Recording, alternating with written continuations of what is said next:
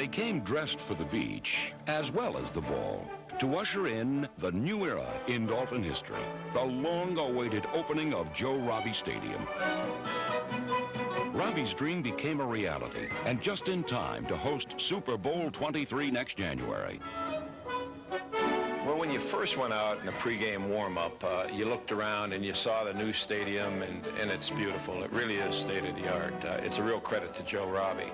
We got used to the Orange Bowl, and that was a good place for us, and hopefully we'll do some things that gets the fans excited to crowd with us in the new stadium, and we'll build some new memories in the new stadium.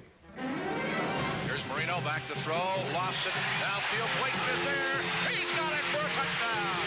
Mark Clayton on the alley-oop.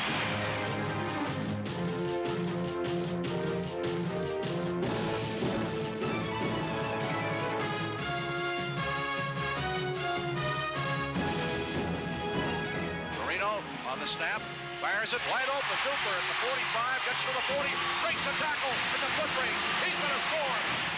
No one reveled in the opening festivities more than the namesake of the new stadium.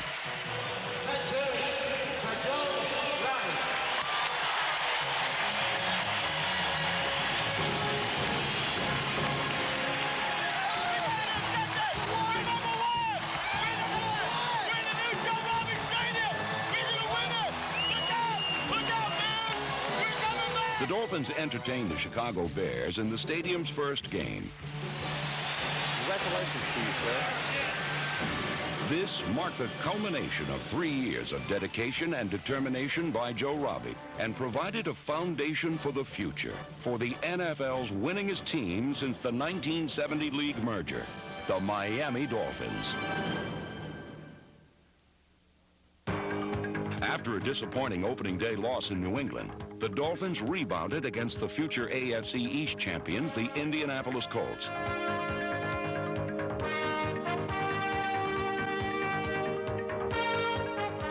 Miami looks solid on defense and spectacular on offense. 3rd and 3 from the 18. Here's the snap. Marino, quick pop, open, and punt to Stratford. He's got a touchdown. His first in the NFL. All right, out of the shotgun. Marino on 3rd down, a long 2. He fires, touchdown! At the goal line, Jim Jensen. Crash falls into the end zone with a crash. On 2nd goal from the 10. Marino drops the throw. He fires, caught at the 5, down to the 2, to 1. Clayton gets in for the score. Mark Clayton gets the touchdown, his first for the year.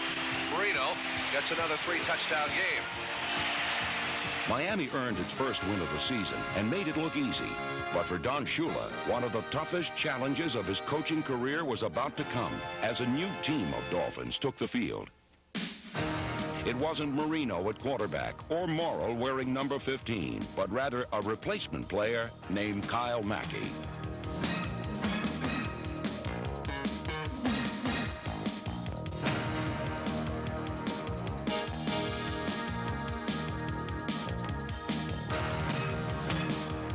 Mackey's tenacity characterized the Dolphin replacement squad, which displayed a fighting spirit despite last-minute losses to both Seattle and the Jets. Tied at 31 in overtime. Ryan sprints out to his right. He's looking, he's looking, he's looking. He throws. It is caught for a touchdown. And the Jets win it 37-31. The first regular season game in Joe Robbie Stadium pitted the Miami replacements against their Kansas City counterparts, and the Dolphin defense exploded with some opening day fireworks.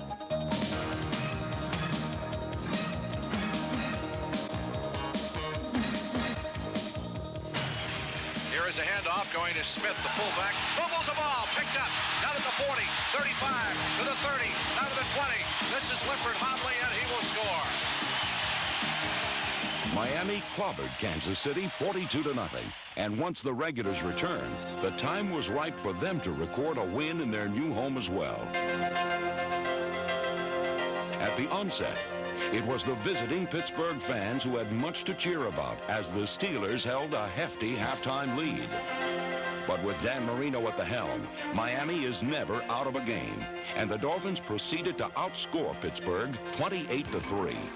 On the snap, drops straight back to throw. Good protection across the middle, caught by Duper. He may score. 25, 20, down to the 10.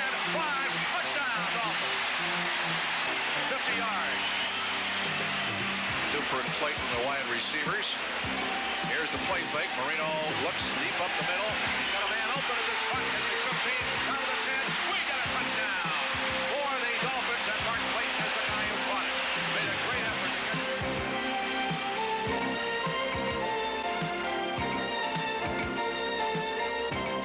Marino was marvelous, completing more than 80% of his passes and throwing 4 touchdowns. The Dolphins prevailed 35-24 and gave Don Shula his 250th regular season coaching victory.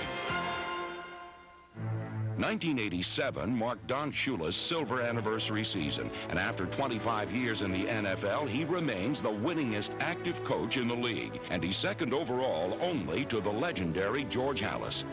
Shula also had the distinct pleasure of becoming the only coach to present 2 of his players for induction to the Pro Football Hall of Fame in the same year. Well, one of the side benefits of coaching is to be able to enjoy the recognition that's given to your players. Here to present Larry Csonka, the superstar fullback of those Dolphin teams, is his coach, Don Shula. 2 of the guys that finally are getting recognition, Larry Csonka and Jim Langer. And to be part of that ceremony just makes it so much more worthwhile. To be there when their families are there and they are given that recognition, and to be able to share in the enjoyment that they experience that day is what coaching is all about. Shula's success is also a reflection of his fine staff of assistant coaches. On offense, he relies on assistant head coach David Shula, offensive line coach John Sandusky, and Carl Tassif, who oversees the offensive backs. Fiery Tom Olivedati, along with linebacker coach Chuck Studley, defensive line specialist Dan Sakanovich, and defensive backs assistant Mel Phillips have their work cut out for them on defense. In the last few years, we've been just patchwork defense. We haven't been able to put the people on the field that we're pleased with and then let them play together. Injuries and inexperience hampered the Dolphin defense in 1987, but there is great promise for the future in young players like Rick Graff, number 58.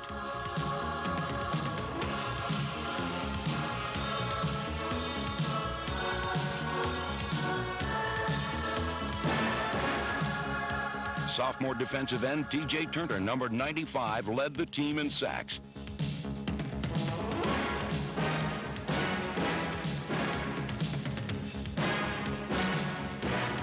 He was followed by number 70, line mate Brian Sochet. Former top draft pick Jackie Schiff had his best season as he led Miami in tackles. Mark Brown provided consistency from his linebacker position.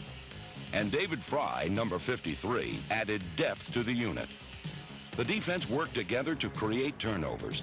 Here, Bob Brzezinski forces the fumble, and cornerback Paul Lankford recovers. Rounding out the defensive backfield were William Judson, Bud Brown, Don McNeil, and Mike Smith.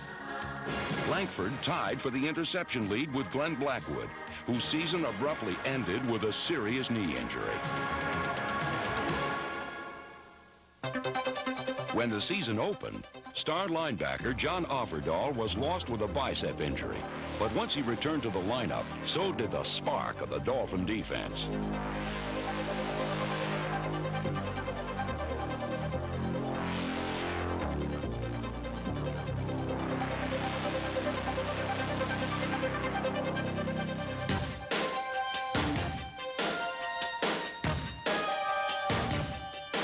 Despite playing in only 9 games, Offerdahl was second on the team in tackles and made his second straight Pro Bowl.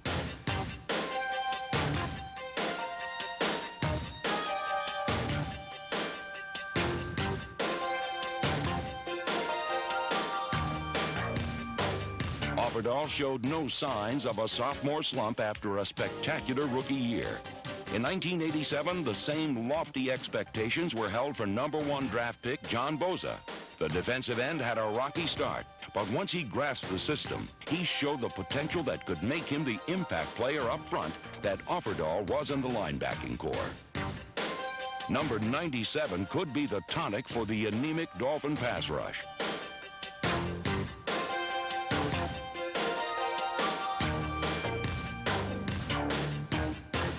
John Boza epitomized the youth and enthusiasm of the Dolphin defense. Although still a few players away, they've laid the foundation for the future. When Dan Marino met Boomer Esiason in the 9th week of the season, an aerial duel was expected as two of the league's premier offenses clashed. But each quarterback tossed only one touchdown pass, and when the game went down to the wire, the biggest play was the one that wasn't caught, rather than the one that was.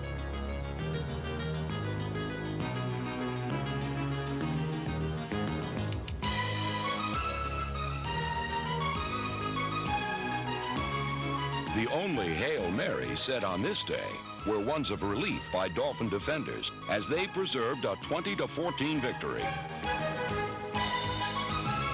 2 weeks later in Dallas, the score was the same, but it was a much different story. Marino again threw for the game-clinching score, this time to James Pruitt. But a new chapter in Dolphin history was opened as Troy Stratford burst into prominence. The 4th-round draft pick out of Boston College rushed for 169 yards against Dallas, the most by a Dolphin in a decade, en route to amassing 252 total yards, 3rd best in team history. Stratford the only back, and he is to Marino's left side. From the 46, Marino deep drop, wants to throw it. It is caught in the middle of the field, 45-40. Stratford to the 30, 25, to the 20. And what a ball game this guy is having. Down to the 20-yard line he goes. Again, running wild in that Dallas secondary. Marino gives to Stratford outside to the left. He cuts the corner. He gets to the 50. He's down to the 45. He is almost in the open. He's being pushed upfield to the 25, down to the 20-yard line. As the Cowboys were trying to strip him of the football. And that time he just was like a little bull out there, refused to be stopped. Give off to Stratford, tries to run to the left side, cuts it outside to 15, down to the 10, down to the 5. He's in for the touchdown. Stratford was named AFC Offensive Player of the Week for his heroics in Dallas. Just a preview of many accolades to come. In 1987, the Miami Dolphins heralded the return of their running game, all wrapped up in a pint-sized yet powerful package wearing number 23, Rookie of the Year, Troy Stratford. We had some big games last year in critical situations for us. He's ready to blossom. The guy is a tireless worker. We're just going to have to give him the football, and he's also a good receiver coming out of the backfield. His upper body's going to his right and his lower body's going to the left, and you're trying to get somewhere in between on him. You know, the guy is just a scrappy little guy. He's so quick. But not only is he scrappy, but he knows how to use his leverage to get the extra yardage. He knows when to jump, when to get down, you know, when to go right, when to go left. So yeah, I tell you, I hit him a few times, and I'm 300 pounds, and he nudged me back a few feet. So I think he was one of the top running backs in the AFC. Backs in a 9. There's Marino, give off to Stratford into the middle. He goes, touchdown for Troy Stratford. Boy, does he hit that ball quick. Reminds me so much of Gale Sayre years gone by for the Chicago Bears. Stratford became only the 2nd Miami player to lead the team in rushing and receiving in the same season. He won the affection of the fans and was the heart of the running attack, which also featured fullbacks Woody Bennett and Ron Davenport, number 30.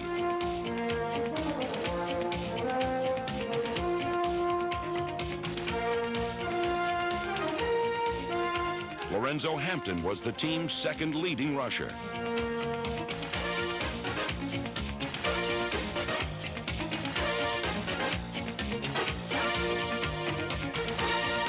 In 1987, the Miami ground game approached Shula's expectations for a more balanced offensive attack. You have to have some kind of a running game, but you get caught in that dilemma that you can't spend too much time with a running game because you're taking the ball out of Marino's hand.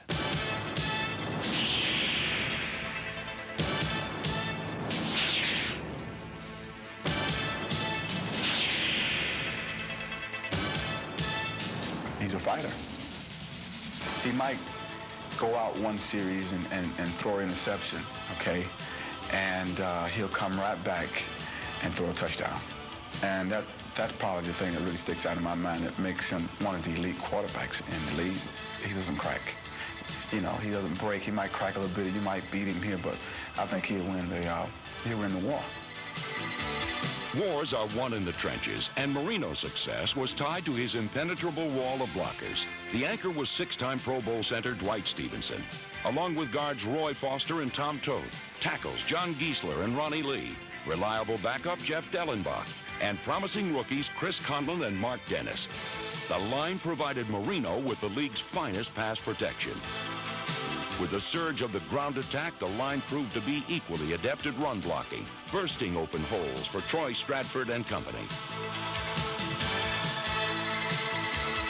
Despite an injury to Dwight Stevenson, who is expected back early next year, the offensive line surrendered only 13 sacks, the fewest allowed for a league record 6th consecutive season. Another reason the NFL's all-time leading passer is sacked so infrequently is due to his quick trigger, the fastest release in the game. There are a lot of quarterbacks, if you can just get in their face and just put pressure on them or just get a hit on them or something like that, then you're doing your job. Against Marino, that's not enough.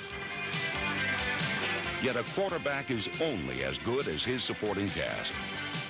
With a quarterback like Marino, you try to surround him with as many offensive weapons as you can possibly find, as receivers, as running backs that can catch the football, as a tight end that can get downfield and catch the football. And that's going to make Marino that much more effective. Tight ends Bruce Hardy, Dan Johnson, and all-purpose backup Jim Jensen are short-yarded specialists who complement receivers like James Pruitt, number 82.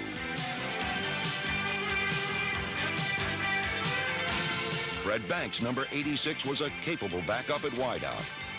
Marino's prime targets remain the Marx brothers, arguably the finest receiving tandem in the game. Mark Duper raced for a team-high 8 touchdowns, while his counterpart was one behind with 7. But Clayton had the better year in terms of yardage and consistency. The dynamic passing attack of the Miami Dolphins, it all starts with Dan Marino, the most electrifying performer in the NFL today.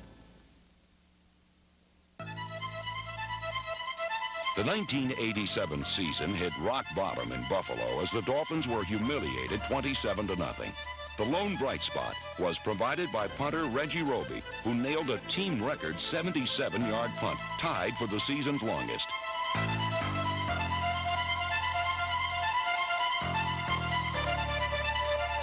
Despite missing several games with injuries, Robbie averaged over 42 yards a punt.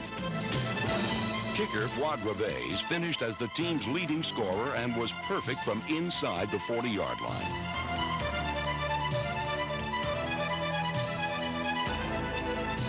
Special teams coach Mike Westhoff, along with strength and conditioning assistant Junior Wade, relied on bomb squad specialists such as Renee Thompson, Clifford Hobley, and Woody Bennett, number 34. Rookie Rick Graff made his impact on special teams before becoming a starter at linebacker in the 13th week of the season against the Jets. Coincidentally, that game against division rival New York marked the beginning of a 3-game stretch in which Miami would play its best ball of the season. Under the lights on Monday night, Miami put on a primetime spectacle worthy of an Emmy, and the leading man was Troy Stratford, who notched his third 100-yard game. Brilliant runs are expected of Stratford, but a bootleg by Marino is a rare sight. Marino, play fakes, he's going to run it in for a touchdown.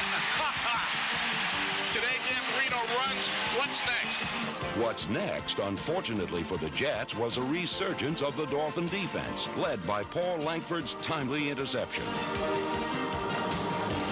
The pass rush came alive in this 37-28 victory, and John Bosa's penchant for the big play on defense carried over the following week in Philadelphia, as the Dolphins recorded 4 sacks for the second straight game. But dynamic offense is what the fans expect to see from Miami, and Dan Marino did not disappoint, throwing a trio of touchdown passes, including 2 to Mark Clayton, as the Dolphins dominated in their most impressive win of the season, 28-10. Backs are split. Marino wants to throw it. Goes a lob pass. Clayton, he's got it. Did he get in? He did for a touchdown. Mark Clayton was the hero in Philadelphia, but the next week against Washington, it would take everything Dan Marino could muster to beat the future world champions. This time, his favorite target was the other Mark Duper, who broke out of his receiving slump with a vengeance.